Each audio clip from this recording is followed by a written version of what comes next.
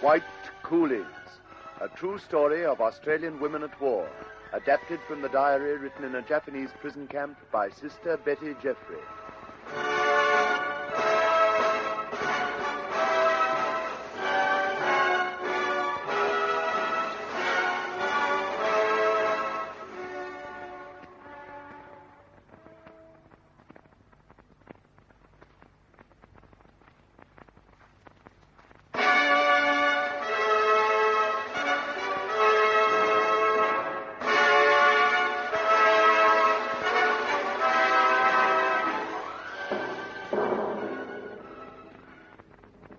White Coolies, dedicated to those nurses who did not return.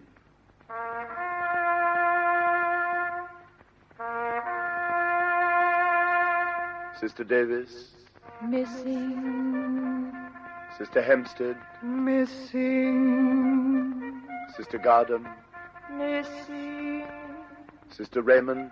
Missing. Sister Jeffrey. Here.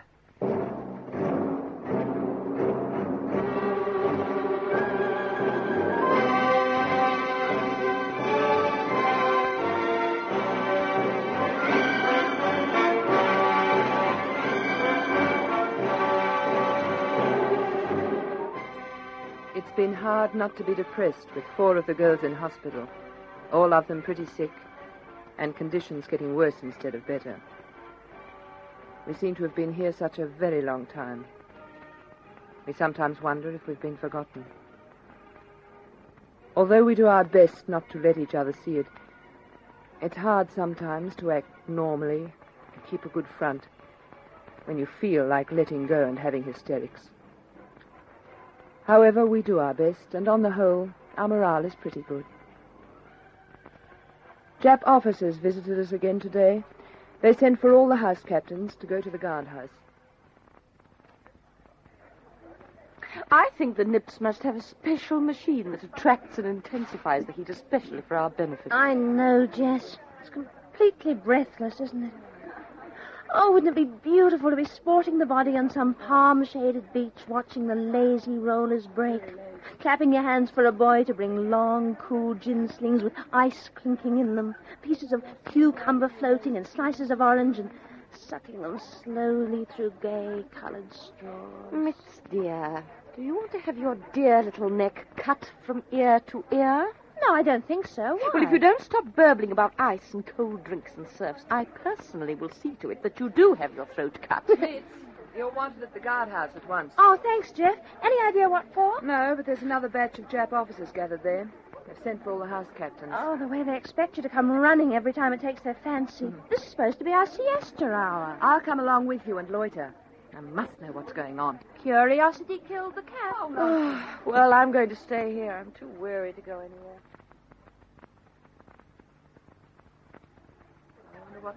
Quite a gathering of the clans, isn't it? It is indeed, Jean. Any idea what it's all about? No. There's been a lot of backing and filling and guttural little grunts from our yellow friends. But so far, nothing tangible has transpired. Silence! Silence! Oh, here we go. New house captains will obtain lists of people's names, age, place of dwelling, and other important particulars, and have them here to the guardhouse as soon as possible. That will make the 300th list at least. Stand up for story. Will you stand, Jean, or will I? You'd better, Mitz. You're really house captain. I'm only here as an ex. We'll both stand up. Come here. Come on, we'll do a sister act. Here. You. Me? You take these sheets of paper and make a separate list. A separate list of what? Of Australians. Here. Take more paper. Do you think that will be enough? No. Here is more. Here. Take this. That is all. You can't go. You must have winning ways, Mitz. Well, what happened? Nothing much. We've got to make out more lists. Look at all the lovely paper he gave us. Oh, Mitz, how wonderful. Can I have some of it for my diary? Well, we'll ration it out. Then everyone will have a fair go. Mitz dutifully made out the list of our names and numbers and so on and handed it in. We wonder what it will all bring forth. Nothing, as usual, I suppose. That evening, the Jap guard that Shorty has called Heart of Gold took the count at Tenko. He's a funny old thing. When he takes Tenko, he simply can't count and is usually quite drunk. Hattie, Hattie, home, Matt. Hattie, Hattie, home, Matt. Hope you drop dead. Berapa? Dua puluh delapan. Berapa? Dua puluh delapan. Empat rumah sakit. Apa mana? Rumah sakit. Oh, hospital, you silly old ass. They're in hospital. Hold up 4 fingers, Mitz, and point in the general direction. Look, 4 sick in hospital. Over there. Yeah. Leaves 28 here. Yeah. Tatang kumari. Surut. Oh, now what does the old tipler want? I think he wants you to follow him. Well, you come with me. All right. Tatang kumari Australia. I'm coming too. But he's going round behind the house. What on earth does he want? The old boy's so sozzled, I don't think he knows what he's doing. Kamu lihat lubang de pagar? What? What was that? Something about a hole. Oh, look, he's pointing at the hole in the hedge. That goes through to the Chinese cemetery. Kamu bikin itu? Australia, kamu bikin itu? I can't understand a word he says. What with his bad Malay and being tight, it's all very difficult. I think he wants to know, did we make that hole? Well, we didn't. That's worn by dogs and Jap guards. Not our usual entry to the cemetery at all. Datang, kembali ke Tenko. Oh. Now, what do you suppose that was all about? Oh, I haven't the faintest idea, Jess. But it's not a bad spot to know about. Except that you're liable to meet a Jap guard face to face as you crawl through. No, Well, what happened? Nothing.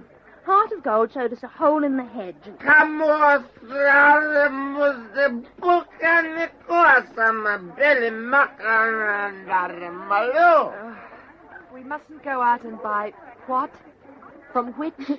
Food from the Malays. Kalau kamu simpan di atas, kamu tembak dan kamu punya muka hancur mengganti.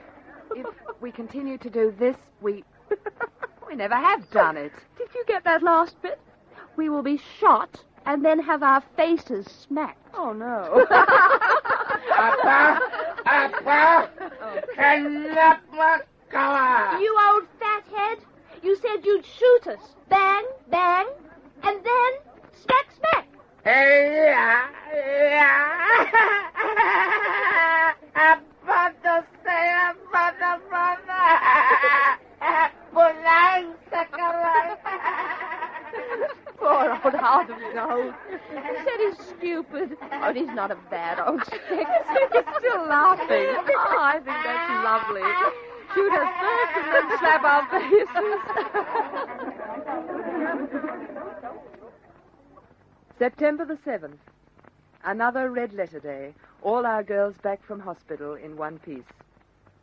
Blanchie now has a precious striped sheet. Nobody knows officially where she found it, but there are quite a few in the hospital. We don't ask awkward questions these days.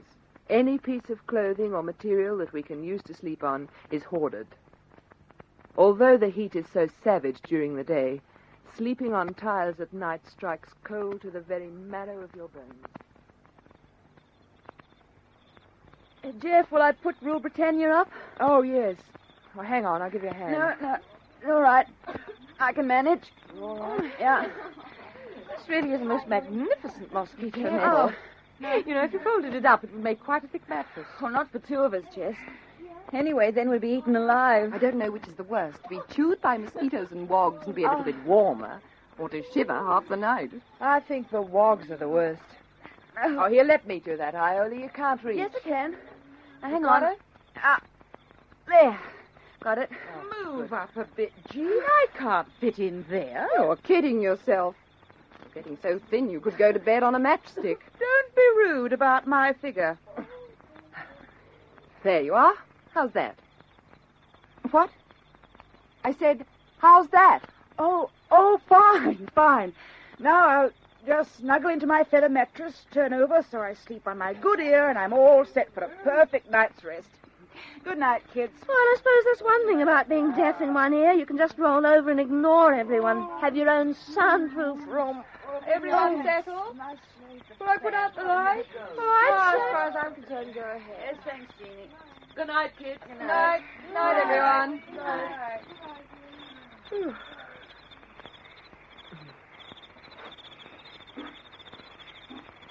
What's that?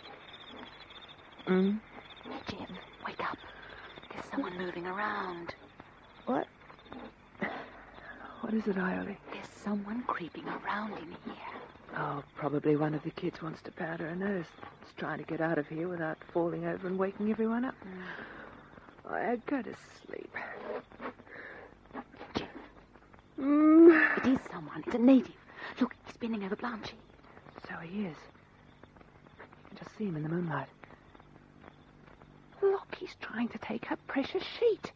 Peggy, come on, Peggy. Peggy, be darned. Get out! What? Hey, what's going on? What happened? Pete's sake, what's going Get on? out! I woke up and saw a native trying to swipe Blanche's sheet. We yelled at him and he just vanished. Oh, Blanche hasn't heard a thing. Look at her sleeping serenely on. Do you think you'd better report it to the guard? I think we should. Well, you'd better go, Iole. You saw what happened, and your Malay is better than mine. Oh, well, that's as good an excuse as any. You come with me, Jeff. Oh, all right. Oh, my goodness, it's like trying to get out of a cocoon to get from under Rule Britannia. Don't make too much flour. You waken all the others. Step through this or slip through anything. Come on, Jeff.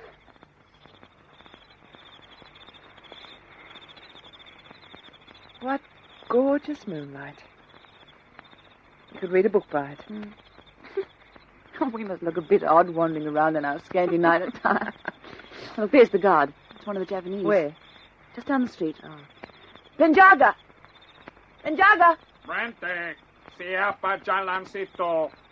Australia sisters. Apa? Kamu mau? Now, Jeff, you tell him what happened. Me? Why me? I only came along as visible support. Good for your Malay. Fiend. Apa? Australia? Kami woke up and... Gagaji. That's the sort of soul wood. Drat. Situ was a native. What's a native? You're telling the story? Bangkok down Churi. Now, let's see. Churi. That'll have to do for stealing. Churi, Australia sisters, Sepra. She, isn't it, Iole? You're doing fine. Saya jangan mengerti. Oh. I'm going back to the house. You were there all night trying to tell him. Now, look. A native Churi Sepra. Understand? A native Churi Sepra.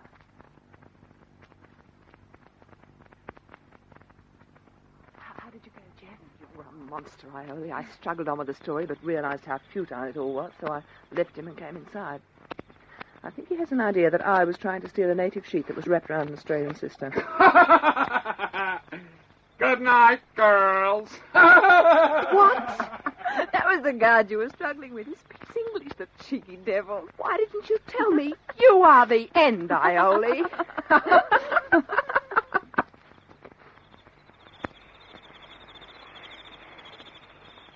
I was thoroughly awake and lay watching the moonlight making patterns as it slid across the floor. It seems funny that it's just as beautiful here in this horror camp as it is at home.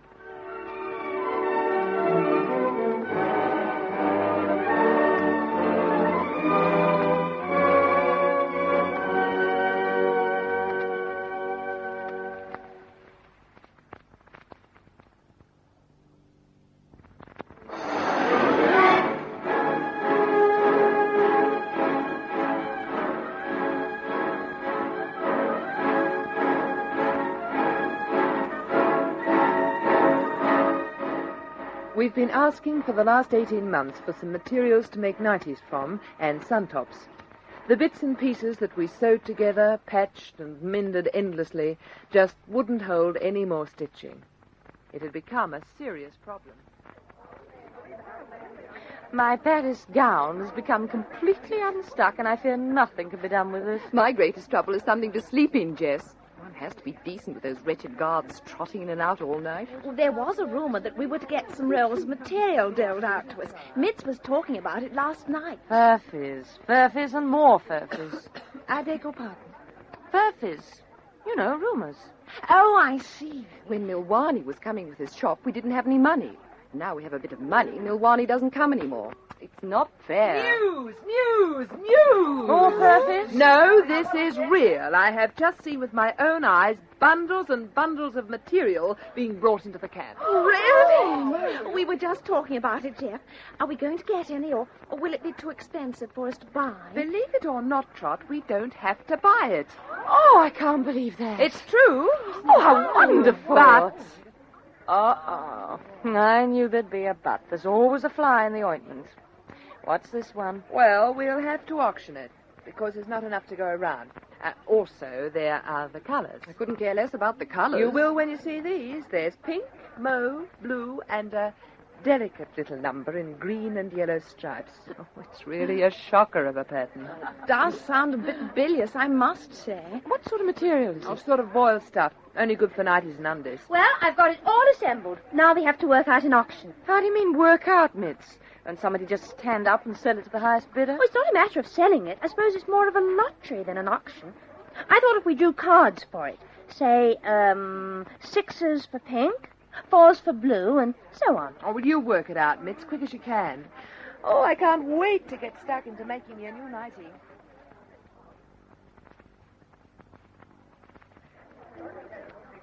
Roll up! Who'll be the first to try their luck in this game of chance? You pays your money and you takes your pick. Oh, but I thought we didn't have to pay for No, this. figure of speech, old horse. Come on, you pick the first card, Trot. Oh, all right. But I'm sure to get a dud. I was always awfully unlucky at cards. Oh, I wouldn't say that after the way you and Mickey Sire beat Aram and me at a friendly game of bridge the other afternoon. Not so much talking and a bit more action. Come on, Jeff. Hand the cards out. Well, here you are, Jess. Thanks. Jean? Thanks. You pick one, Shorty. Come on, Viv. There's your bit, Jess. Oh, thanks, Mitz. My dear, a drop of pretty pink. I'm going to look very fetching in this. What about you, Jeff? Have you drawn yet? No, not yet. Well, here goes. And the lucky number is 5. Hand the lady her prize, madam. You have just won a length of this beautiful green and yellow striped material. Oh, wouldn't it be my luck? I shall now proceed to bed in a knee-length nightie, looking like a tiger. For a few days, the house was like a beehive. Everyone borrowing scissors from Mrs. Brookhouse and anyone else's we could lay hands on. Drawing bits of thread from every available scrap of material. And, of course, there was a strict roster for the precious rusty needle. We've been having more air raid practice, and from now on, a permanent blackout. That is good news. Today, the whole camp was again crushed into the 2 small houses for air raid practice. 200 of us in each house, and was it hot. Things are happening thick and fast. I don't think I'll ever get used to having to do those ghastly drains. It's the utter end. Oh, I know, Trot. I hate 'em too. Still, if we didn't do them, imagine what the stench would be like. Because they'd rot before the Japs had seen to them. I thought some of the things I had to do when I took up nursing were a bit much. But this... I tell you this, Trot, when I get home, I don't intend to do a hand's turn. I couldn't agree more. We've done enough work here to last us a lifetime. But you know, Jeff, I feel such a fool sometimes. I mean, I've never had to slum it before, and half the time I just don't know how to go about it. You do all right. We Australians do more than our share. It always seems to be us that gets the dirty jobs and the hijacker. It's pretty obvious that these Japanese really detest us. Us and the Yanks. May I come in, sisters? I do not disturb you. No, Mrs. Brookhouse, come in. Trot and I were just chewing the fat. Fat? Oh, you have some fat. Oh, you're lucky. No, chewing the fat, having a talk. Ah, so? Oh, mine English is not so good to understand, you say. Actually, I think your English is awfully good. I came to ask you, is it true, sister, this rumor that there is to be a hospital in the camp? Well, first I've heard of it. When did this start? Oh, you know these rumors, one cannot tell where they start or where. It is supposed to be today that it comes, this hospital. Where on earth could they put it? Well, they could use one of the empty houses that we had taken away from us heaven knows how long ago. We will see. And, Sister Jeff, look, I have brought you this. What is it? Oh, Mrs. Brookhouse, how kind. Look, Trot, 3 bananas. Oh. It is not much. My husband sent a few to us in the ration truck. You're very kind to us, Mrs. Brookhouse. Oh, no, not kind, no. It is for all of us to help each other, no? Not everyone in the camp believes that. No, Sister Trot, I can understand how you feel, but you see, my people, they have no heart. See, they know that at home their country is crushed under the Nazi heel, and there is no hope. We are a beaten race, we Deutsch. No, you're not. You may be down, but you're not out. There, you see, you Australians always have the spirit. Oh, I think it is because your country is strong, young, unconquered. We hope. Dear God, we hope. But we are of old country. There have been centuries of battles won, battles lost, and we are tired. But what about England? I mean to say, she's fought some pretty hectic battles throughout history, and they still keep on keeping on, Mrs. Brookhouse. But the English, they do not lose, and her dominions, they're free to help her. We have been beaten everywhere. At home. Here. Everywhere. You mustn't let it get you down, Mrs. Brookhouse. I do not speak for myself so much, Sister Jeff. You and the other sisters help me more than I can tell you. But it is for the rest of us. I try to tell them what you say, but it must sound different when I say it. I cannot make them believe that all this will end, and finally we will all be free. They are frightened of what they go home to. None of us are sure what we're going home to, Mrs. Brookhouse, but it's no use letting it get us down. It's up to us to be ready when we go home to pick up the pieces. And we can. We will. Yeah. You make me feel more hopeful already. I will go now and tell my friends what you say. You are... Oh, how you say it, Sister Jeff. A tower? A tower of strength. All of you. Thank you for this talk. It must be ghastly for them, you know. I mean, they know that the Nazis are running rampant over their country, and then they have these wretched quislings to contend with. I mean, there's no feeling of security. Sort of everyone at home carrying on the good work. I know. Can't be good for their morale. Hey, you two, quick. Come outside. Why, what's the matter, Jess? There are buses pulling up in the road by the Canberra, just outside the main guardhouse. Buses? What sort of buses? Just sort of buses. You know, buses. Wheels and engines, seats and things. Oh, you mean buses? Yes, that's right. Well, now you two girls have got that sorted out. What do these buses seem to be doing? Depositing hospital nursing nuns. They seem to be moving into the empty house just near the guardhouse. Well, it looks like more work for us. We're sure to be put on duty. Let's wander down and see what's happening. A little later, more buses arrived from Palembang, bringing our women patients, who were soon settled into the new hospital. We may visit our friends at certain times each day, so we're told, which is a comfort. Thank goodness the hospital is close, if we're going to have any more air raids. Next day, the buzz of gossip and excitement in the camp was terrific. Rumors were flying thick and fast.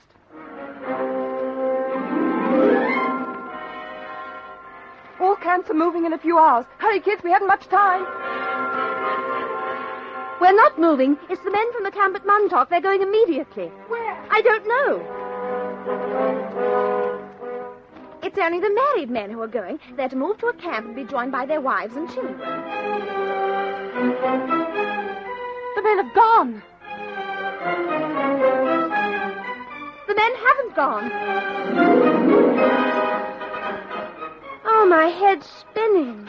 Kids, news, great news. No, I can't bear it. Not another rumor. I just can't bear it. Just go and sit in a quiet corner and cool your troubled brow, Jess, dear. We've heard all the rumors we want to hear. No, Jess, we don't want to hear it. Will you let me get a word in edgeways, you two?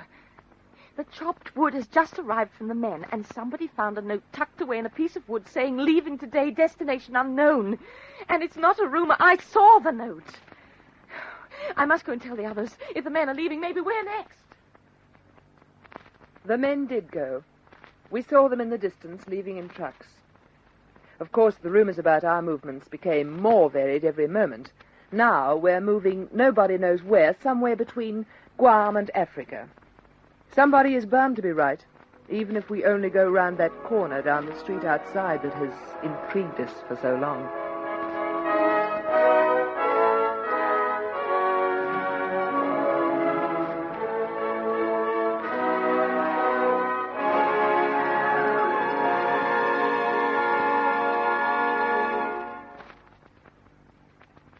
Listen again for a further episode of this true story of Australian women at war.